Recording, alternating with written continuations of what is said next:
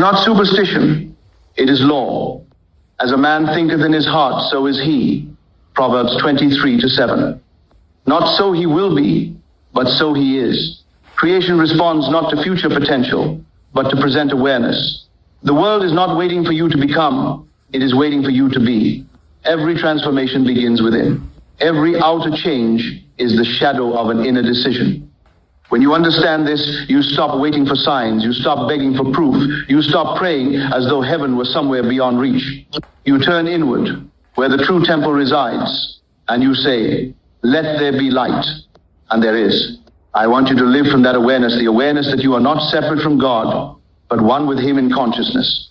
When you wake in the morning, before the mind remembers yesterday, before fear or habit have a chance to speak, pause.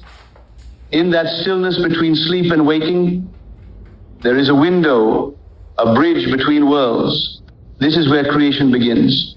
Close your eyes and imagine, not vaguely but vividly, the life you wish to live. Feel it as though it were already true.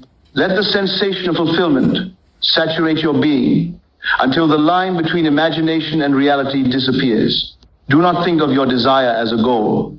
Think of it as a memory, something already experienced, already accomplished, already known. This is the first law of consciousness. What you assume to be true becomes true. You do not need to force it. You do not need to repeat words like incantations. You need only to feel. The feeling of having is the secret key. When ye pray, believe that ye receive them, and ye shall have them. Markachat Isra, Isrim ve'erba. The command is not to believe after receiving, it is to believe while receiving. To pray as if it were already done. I ask you to live that way.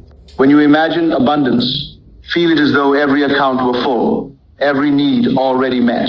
When you imagine love, feel it as though every cell in your body were resonating with that energy.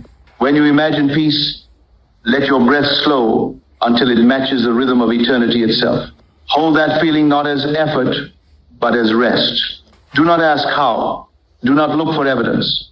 The evidence will find you. The moment you assume the feeling of fulfillment, reality begins to reorganize itself around your vibration.